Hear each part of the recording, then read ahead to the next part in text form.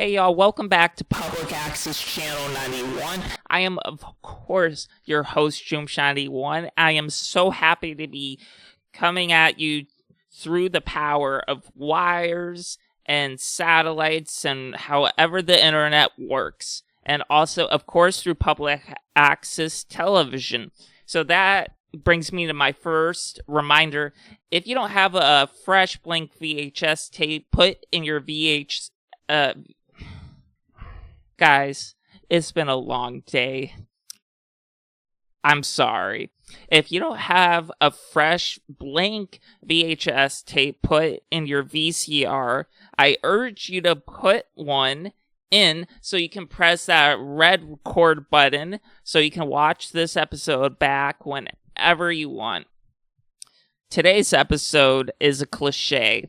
Today's episode is talking about something that affects me in my day-to-day life, and that's my anxiety of being around other people.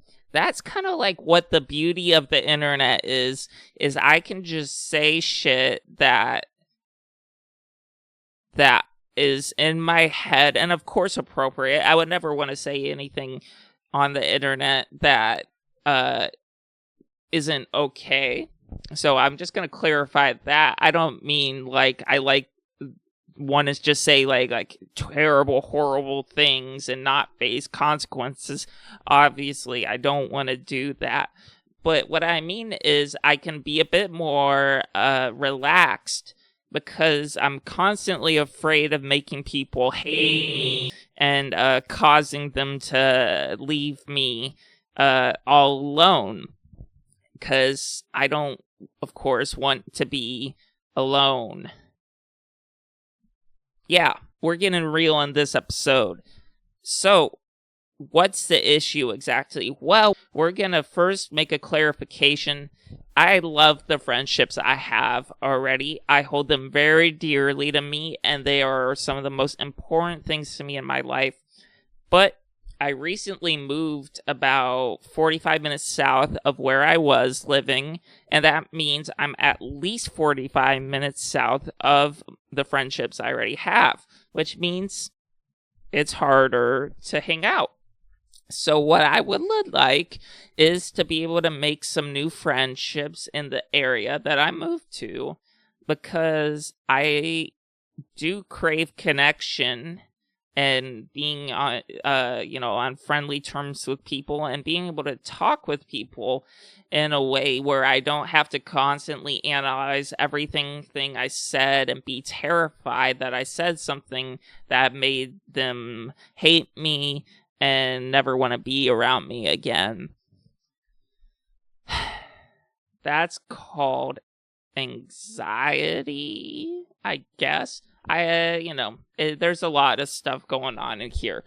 But one, like I already said, I'm afraid of being abandoned. It's scary to make a new friendship because that's just a new person who can leave my life. Now, of course, when people leave my life, and in general, when somebody leaves a person's life, that is a statement about both people. It's a statement about the person who left, and it's a statement about the person who was left. So I 100% take responsibility for all the shitty things I've done in the past that have caused people to leave my life. A lot of that stuff was 1,000,000% my fault, and something I've been trying to work on constantly and daily to prevent from happening in the future. Of course, that doesn't mean that that it's always my fault. In certain situations, let's say it's a two-way street. But specifically speaking, yeah, it's really scary to let somebody new into your life because then it's just a new person who can leave it. The other thing is putting myself out there in any way is very scary. So, like, let's say there's a group thing I could join to meet new people. Let's say through, like, a synagogue I go to or something like that. I could do that, But that sounds terrifying. That's something I've never done before. It would be all new people, people I don't know. I'm not going to do that. That's my thought. Oh my gosh, that's terrifying. That's so many new people perceiving me, having thoughts about me, or at least in my head, they're having thoughts about me. Because guess what? I have extremely fucked up, intrusive thoughts. I guess a lot of people probably do, but geez. I mean, every day my brain's just going fucking. And I don't want to. But that's just an example of intrusive thoughts. Woo! So I keep putting it off. There's opportunities. There's things I could do to make friends, but I put it off, and that's my fault. So, one, it's terrifying to meet new people, and two, I'm also so afraid of something happening that I'm going to regret happening. Let's say I accidentally do something embarrassing, like call somebody the wrong name, break something by accident. I don't know. Those are examples off the top of my head. I'm going to have that memory for the foreseeable future, if not the rest of my life. And every time my brain brings it into my head, because I can't control my thoughts. I was just telling you what kind of intrusive thoughts I have. Of course, my brain is going to bring the most difficult to remember, like painful to remember things into my head constantly and make me feel like shit.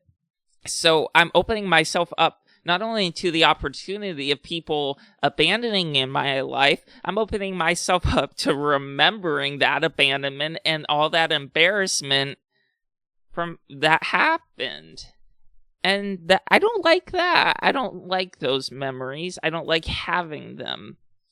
I guess that kind of is a call to the movie Eternal Sunshine of the Spotless Mind, which is probably my second favorite movie of all time. Obviously, Shrek 2 is my favorite movie of all time, but Eternal Sunshine is probably my second favorite, and I guess that's why those people were erasing their memories. Now, the question would be, Josh, Joomsh, whatever you call me, would you erase your memories like Clementine did, or like Mr. Jim Carrey? What's his name in that movie? Joel did. No, I would like to think I wouldn't. But then again, it's not a completely accurate, realistic thing you could say, because that doesn't really exist unless if I guess you just hit yourself over the fucking head with a bottle a bunch. Maybe that would take out some of your memories, but nothing precise enough. Such as in that movie, which is just a beautiful piece of art, and I love it. I love that movie. But, dude, memories suck. I mean, I have some good memories. You know what is hard? When you have memories of how good things were at the beginning and how bad things were at the end, because you remember, oh, those are fond memories, and then you remember how that relationship ended or that friendship or whatever, and you're like, fuck, I know how this ends.